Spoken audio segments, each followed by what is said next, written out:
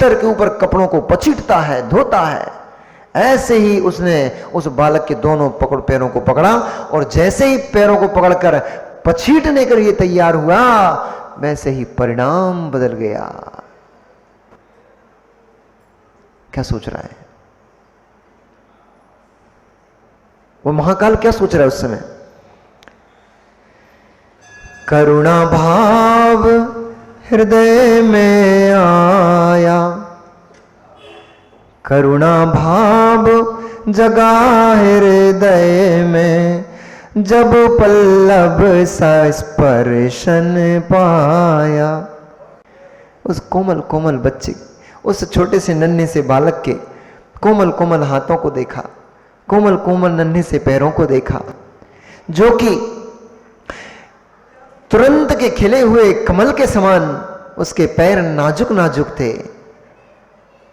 वह छोटा सा बालक अपनी आंखों से उस देव को मोहित कर रहा था, मानो अपनी आंखें उसके चेहरे पर लगाकर ऐसा ही कह रहा था कि तू मुझे क्यों मारना चाहता है? मैंने तेरा क्या बिगाड़ा है? मुझे छोड़ देना, जीवन देना मुझे। उसकी आंखों को देख करके उस देव को ऐसा महसूस हुआ वह अपने जीवन की याचना मेरे से कर रहा है, आंखों को डबडबा करके, आंखों को टिपटिपा करके। नाजुक नाजुक छोटी छोटी सी आंखों से उसका मन मोह लिया।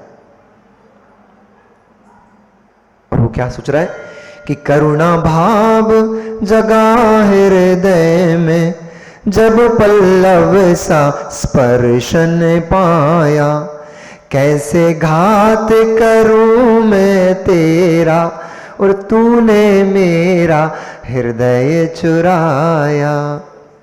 शत्रु मेरा तू बहुत पुराना, दुख संताप दिया मन माना। अरे उनमें भी तो मैं नन्हा सा बालक ही तो देखता हूं। ये और प्रदीप जी भी मजे लेते रहते साहुला जी के। अरे प्रदीप जी, आपने वो कथा नहीं सुनी क्या कि मुनिराज आहार करने आए? आहार करने के उपरांत मुनिराज ने बहू से पूछा, बेटा तुम्हारी उम्र क्या है? तो बहू कहती है, महाराज जी 3 वर्ष की हूं मैं। अच्छा, वो तुम्हारे पिता की उम्र क्या है? पति की उम्र क्या है?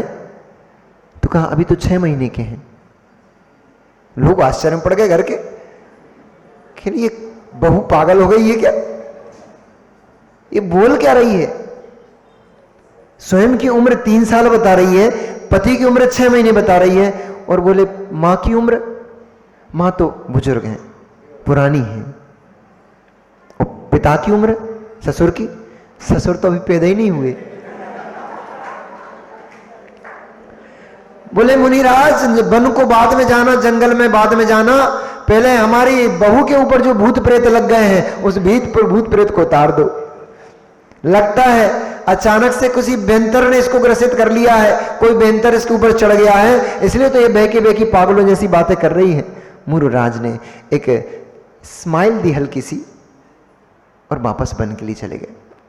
वो भागे भागे पहुंचे, महाराज क्षमा करना, हमारी बहू ने जो धृष्टता की है, जो गलती की है, जो अपशब्द आपसे कहे, उनके लिए हम सब क्षमा प्रार्थी हैं। बोले कहां, उसने क्या गलती की? बोले आपने प्रश्न पूछा था, उसका उसने ऐसा ऊटपटांग टाइप का जवाब दिया, वो अशोभनीय था। अरे बोले मित्र, उसने तो एकदम सही सही जवाब दिया। बोले सही जवाब दिया मतलब? मैंने उससे पूछा बेटी तुम्हारी उम्र क्या है? तो उसने कहा मैं 3 साल की। तो बोले वो 3 साल की नहीं है, वो तो 30 साल की है। नहीं, उसकी उम्र 3 साल ही है। नहीं मुनिराज, आप भी उसकी बातों में बात कर रहे हो, उसकी उम्र अभी 3 साल नहीं 30 साल है। मित्र तुम पर्याय दृष्टि देख रहे हो, मित्र तुम देह को देख रहे हो, तुम्हारी बहू धर्म को धर्मात्मा है, वो धर्म को देखती है। कुछ समझ में नहीं आया। आप क्या पहेलियां बुझाना, मेरी कुछ समझ नहीं आया। मैंने उससे पूछा था कि बेटी तुम्हारी उम्र क्या है, उसने 3 साल पहले ही धर्म में प्रवेश किया है, 3 साल पहले ही उसने व्रतों को धारण किया है, इसलिए उसने कहा अभी मेरी उम्र 3 साल की है। उसके पति ने 6 महीने पहले ही व्रतों को अंगीकार किया, इसलिए उसकी पति की उम्र 6 महीने की है। मां पहले से ही व्रती है, इसलिए उसकी उम्र अधिक है।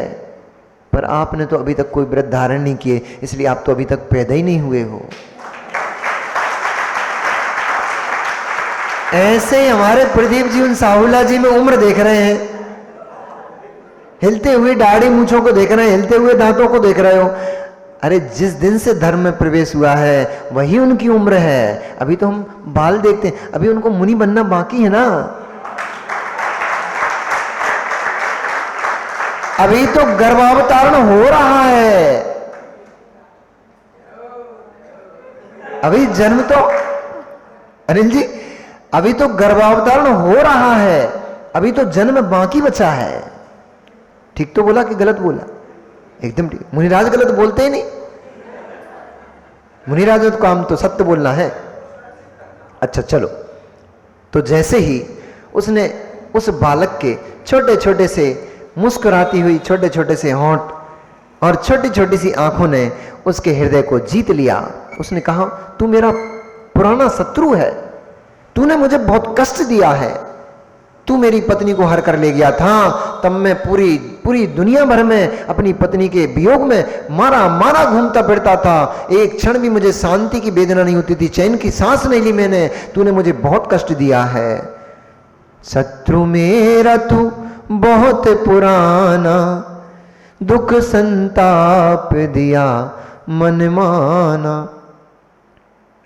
हर ली मेरी प्राण प्यारी, दीना मुझको दुख बड़ा भारी, फिर क्यों तुझे पे करुणा आए, क्यों न मेरा मन तुझे सताए। अरे बालक, ए मेरे बैरी, मुझे ये तो बता, तू मेरा शत्रु है, तूने मुझे इतना कष्ट दिया, इतना दुख दिया, फिर भी मेरे हाथ तुझे मारने के लिए क्यों नहीं उठ रहे हैं? करुणा उत्पन्न हो गई। पिंगल भागते भागते वन में पहुंचा था, वहां मुनिराज का समागम हो गया था और उसने संसार की दशा को देखते हुए मुनि पद धारण कर लिया था और उस मुनि पद की चर्या को करते हुए, मुनि पद की चर्या करते हुए एक एक जीव की रक्षा करके वो चलता था। वो संस्कार यहां पर उदय में आ गया। क्या सोच रहा था, क्या सोच रहा था? पूर्व पर्याय में मैं जब मुनिराज था, मैं एक एक जीव की रक्षा करके चलता था, मैं एक इंद्री दो इंद्री जीव के ऊपर पैर नहीं रखता था, उनको त्रसित नहीं कर, उनको त्रास नहीं देता था। तू पंचेंद्री मनुष्य है, मैं तुझे कैसे मारूं? उससे पर्याय में न जाने कितने कितने कष्ट कितने कितने लोगों ने मुझे दिए, पर उन सबको मैंने सहन किया कि नहीं किया था? विवेक पूर्वक बुद्धि पूर्वक मैंने सारे कष्टों को सहन किया था, फिर मैं आज तुझे कैसे मार सकता हूं? मुझसे तेरा वध नहीं हो पाएगा। भैया अखिलेश जी, किसी को कसाई मत देखो, किसी को क्रूर मत देखो। किसका परिणाम किस क्षण बदल जाएगा, कौन सा कर्म किस जीव का काम करने लग जाएगा, कौन सा भाव किस जीव का किस समय में उदय जाएगा, कोई भरोसा नहीं है। बड़े बड़े धर्मात्मा जीवों को मैंने, बड़े बड़े धर्मात्मा जीवों को, बड़े बड़े तपस्वियों को मैंने चारित्र भ्रष्ट होते देखा और बड़े बड़े भ्रष्टों को मैंने चारित्र धारण करते महाव्रती बनते देखा। मेरे सामने ऐसे भी उदाहरण आए। ये हमारे प्रवीण भैया एक दिन बोल रहे थे, भैया व्रती आय करने आए शाम को, बोले महाराज आप ऐसे बोलते हो जैसे हर चीज को आप भोग भोग कर आए हो, हर चीज को आप प्रत्यक्ष उदाहरण कर करके आए हो। सही बोले आप, सही बोले आप। मैंने इस संसार को, इस जमाने को बहुत नजदीक से देखा है, अंदर घुस घुस के देखा है। उसमें एक एक क्रिया को मैंने बहुत अच्छे से अनुभूति ली है, अनुभूत किया है।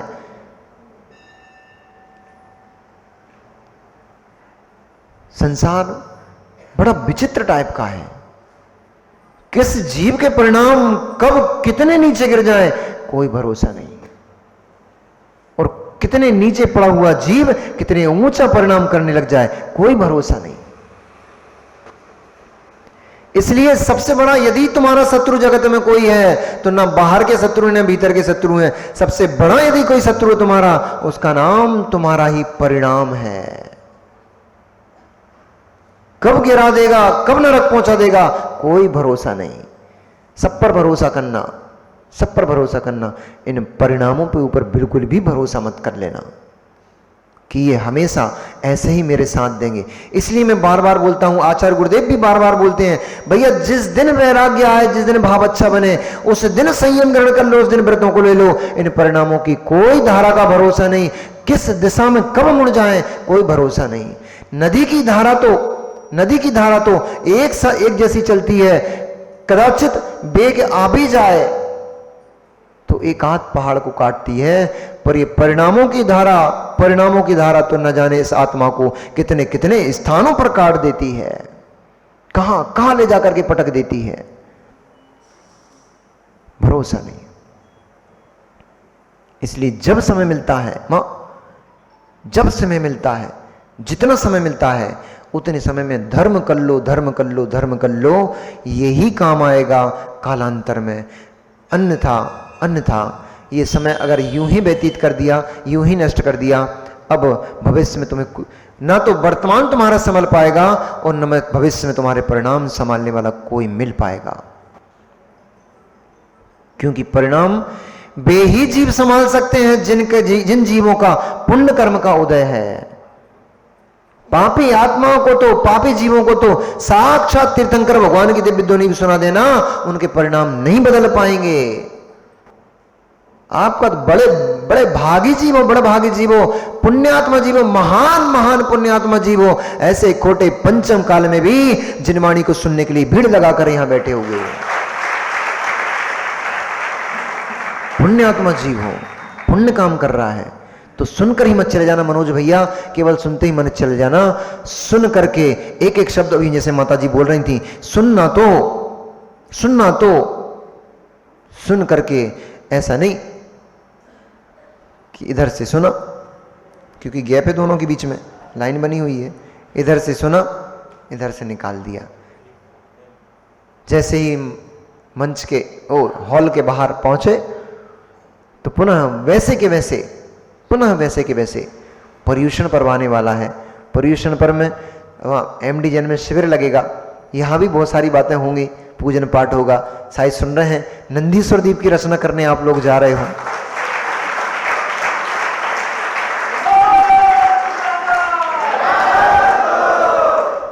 मेरे जीवन का तो एक बड़ा सपना है प्रवीण भैया, आपको बताता हूं, मतलब आपसे तो सभी सुन रहे हैं। मेरे जीवन का एक बड़ा सपना है, जब नंदीश्वर दीप की वंदना करता हूं तब तक ऐसा मन करता है, मन आह्लादित हो जाता है, प्रफुल्लित हो जाता है, बस ऐसा लगता है वह दिन कब आ जाए भगवान, कब 30-40 साल कैसे निकालूं ये, अब जितने बचे हैं 30-35 साल बचे हैं और क्या, बस बाकी तो हो ही गया, समेट गया बाकी तो।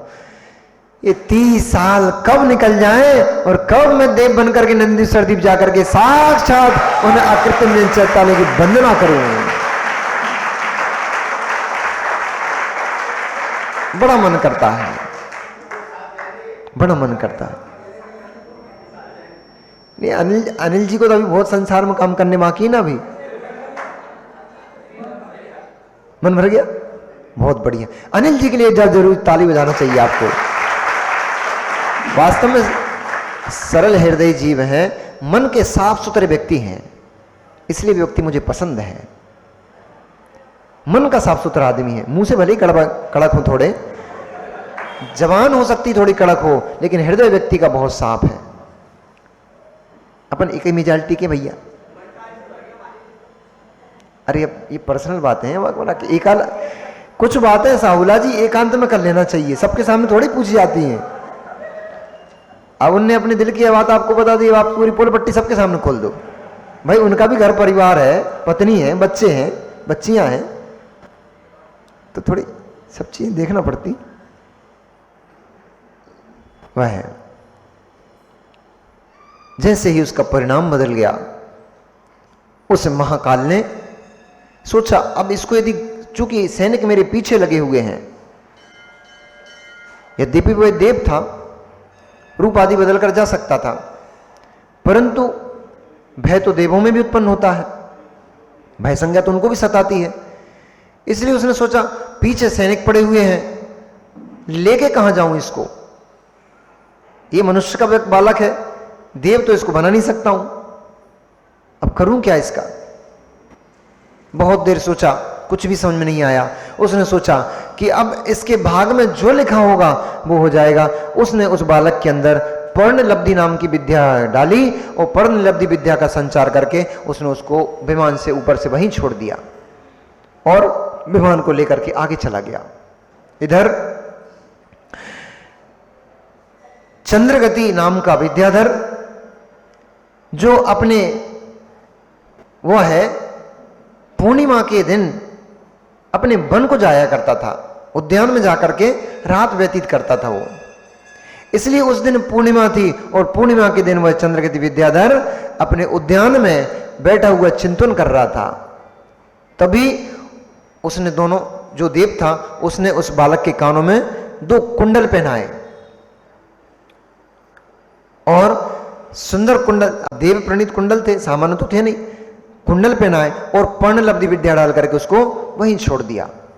इधर वो कुंडलों की आभा इतनी दैदीप्तिमान हो रही थी कि जैसे 2 सूर्य एक साथ नीचे उतरते चले आ रहे हैं। उस विद्याधर ने जैसे ही देखा कि क्या इतनी आभा, इतनी चमक, ये आसमान में क्या कोई तारागण टूट गए हैं, पर तारों में तो इतनी चमक नहीं होती है, तो क्या साक्षात सूर्य उतर आया है, परंतु सूर्य रात में कैसे आएगा। ऐसा ऊहापोह की स्थिति, विभिन्न प्रकार की कल्पनाएं करते हुए तुरंत ही उसको बालक के लक्षण दिखाई दिए।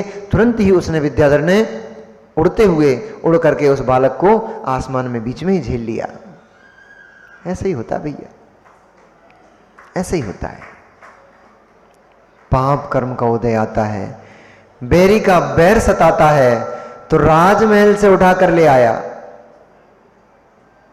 मां का वियोग झेलना पड़ रहा है, पिता का वियोग झेलना पड़ रहा है, बहन का वियोग झेलना पड़ रहा है, परंतु पुण्य कर्म का उदय कहीं से आ जाता है तो देखो आसमान से नीचे भी नहीं पहुंचा, विद्याधर ने बीच में ही झेल लिया। सब एक साथ कार्यक्रम चलता रहता है, एक साथ चलता रहता है। किसी प्रकार का पाप कर्म का उदय चलता रहता तो किसी अन्य प्रकार का पुण्य कर्म का उदय आ जाता है। जैसे ही उसको झेला, उसने चमकते हुए मुख वाले उस छोटे से नन्हे से बालक को देखा। उसने कहा, हो ये तो अभी अभी का जन्मा बालक लग रहा है, इतना छोटा सा बालक ये आसमान में कहां से चला आ रहा है।